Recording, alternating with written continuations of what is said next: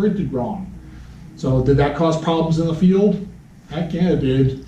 Guys were hooking them on backwards all the time, and they couldn't figure out why it wasn't rectifying, so they finally had to recall those, and they straightened it out, but it was a problem. So a transformer can be bad right out of the box just because of the manufacturer. How do you check the polarity on the secondary? You can't check the secondary without taking the loads out of the circuit. How long would it take you to remove all those wires? By the way, does anybody know what TR and TH on the terminal board means? I don't expect you to know this because not a lot of guys get this, but take a guess. What do you think TR would be and TH would be on the terminal board? Teacher? Come on, teacher, putting you on the spot, man. Don't worry, a lot of guys don't get this. They always say the transformer and thermostat, but that's not what it means. On the bottom, TH is not thermostat, it is transformer hot lag. TR is not just the transformer, it is the transformer return side, okay? It's that important. So if I had those backwards, how would I fix it? I just told you the answer. Switch the two leads, right? Switch the two leads, you're golden. It's the easiest service call you're gonna have. How to check the frequency and the polarity. It is an alternating current that switches 60 times a second. We know it's doing it all the time. If I have 120 volts at the furnace, I know I got the right frequency. However, if I switch the two leads, this is what's gonna happen. To check the secondary, you gotta check the phasing. If you got 120 volts AC, this is where I lose guys all the time. Don't worry if I'm losing you here either, because it's hard. If you got 120 volts AC and 24 volts at the furnace, and they are phased, they have the same frequency and they go positive and negative in tandem. If the primary has the right polarity and it is in phase with the secondary, what does that tell you? Your voltage is going to be different. So out of phase, it's going to look like that. And the way you measure that is here on the board itself, and I won't do this with this class today, but here's how you do it in the field.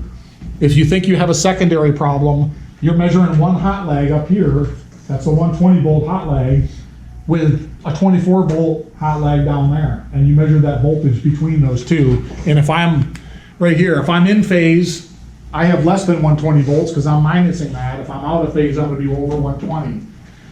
This board has an anomaly. For some reason, it's measuring over 120. If I measure that right now, I'm going to show you it'll actually measure 144. But just so you know, in the real field, if you measure between those two terminals, you're going to measure between those two, you're going to get less than 120 volts, okay? It's a very unusual thing to have happen. It hardly ever does. But I guarantee once in your career, you're going to run across the polarity issue, maybe a couple times, and you'll be ready for it. So you want to measure between L1 and TH. If it's in phase, you'll have smaller voltage than 120. Out of phase is bigger volts than 120. How do you fix the issue again? Reverse the polarity. Reverse the 20 volt secondary and ensure only the TR lead is grounded. Right there, just switch those two leads. So we already measured there, should always have about 40 volts AC on that, right? That's true. IFC output, flave sensor, he did that for me. He measured 40 volts or about 57, I think it was. Okay, here's the troubleshooting the flame rod. The ceramic isolator in the flame rod prevents the voltage in the flame circuit from going to the ground. Here's how you check a flame rod.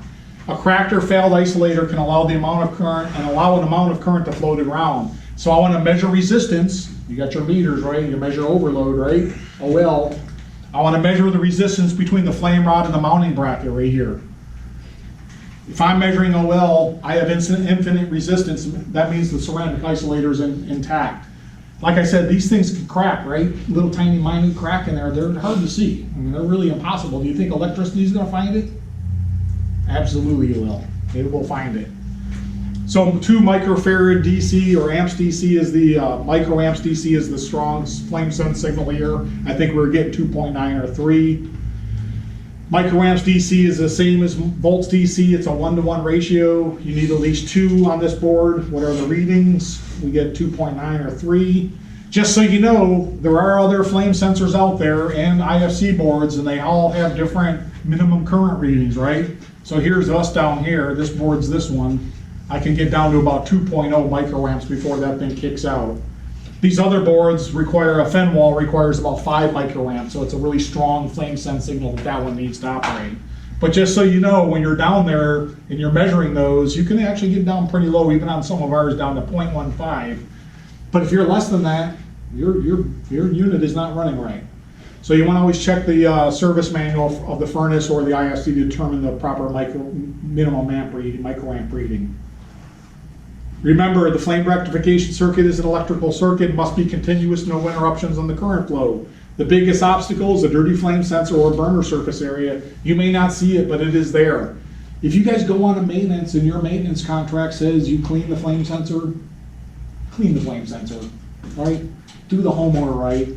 Get some 000 steel wool, 000 steel wool, not 00, not 0, 000 steel wool, and clean it off. You're gonna go to work for a guy and he's gonna pull out the sandcloth and you scrape it up. Don't use that. It starts to degrade the rod. It starts to destroy that rod, and then you're gonna have bad microamp readings there. You also wanna clean the burner. Should that burner be cleaned?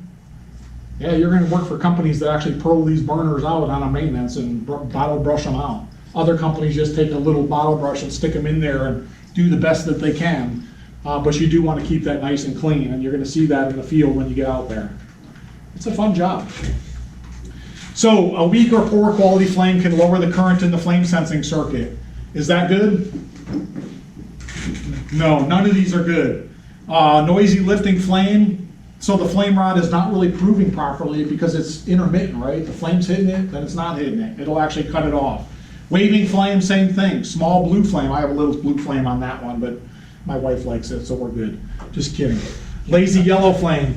That's the worst one out of the bunch right there. Lazy yellow flame is lack of air from primary dirty air openings in large orifices or ports. That one actually can cause unburned fuel and contain large amounts of carbon, a semiconducting insulator. You will run into that. You'll run into furnaces out there that have a lot of yellow sticky wiring in there, and you'll be like, why is this so sticky? This is gross. That's why, because you have a bad lazy yellow flame. The flame should be sharp blue flames with slightly orange tips, although the orange tips are really hard to see. If you have a good quality flame, they are there. But also, these are the things that you want to check for. See you in a little while, Uriel. See you in a little bit. Make sure you give me some lunch. Thanks, guys. Ruth Chris. I'll be coming back. I like I'll see Ruth you guys Chris. again. Okay, thanks for Ruth. Something cheap. Okay, so about 40 volts AC at the wire of the flame sensor, the flame rod. Here's how you check for earth ground. Twice in my career I've had to pull a new earth ground, only twice. You don't want to do it, but this is how you test it. So earth ground can be tested by performing an ohm meter check with the power off. So you test for continuity, the amount of electrical resistance between an unpainted surface or the sheet metal jacket and the nearest metal water pipe or proven earth ground. If the ohm meter indicates more than 1,000 ohms, then the earth ground is suspect. In California, we get so dry in the summertime that you actually, out in some really dry areas, lose the ground from the main ground to the electrical box. So that's a problem. And if you have that, you don't want to pull into electric ground. You want to call an electrician. But this is how you verify it. That piece of wire there is 30 feet long of 18 gauge stranded wire with a couple alligator clips. Use the grounding tool, attach the alligator to the breaker box ground strap, verify with an ohm meter that you have no resistance. Operate equipment to verify the system is holding in properly. Upon confirmation of a faulty ground, you'll need to pull a new ground wire from the equipment back to the ground strap or the breaker box. 2 times in probably 20 years of doing service work, I had to do that. It's not fun. Anybody from Los Banos area? They have that problem out in those areas, like where it's really dry.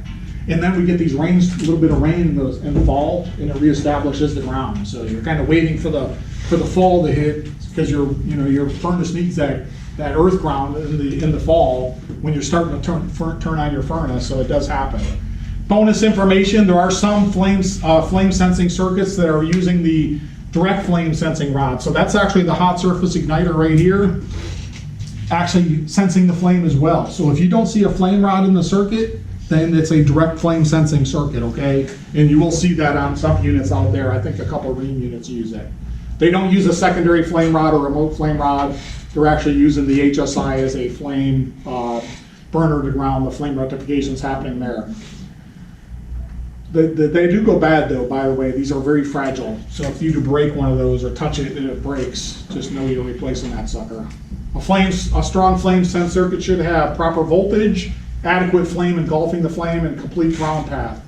Most faults are communicated by the IFC diagnostic LED and can be confirmed with meters. Most common faults can be avoided by performing annual maintenance on the flame rod and burner.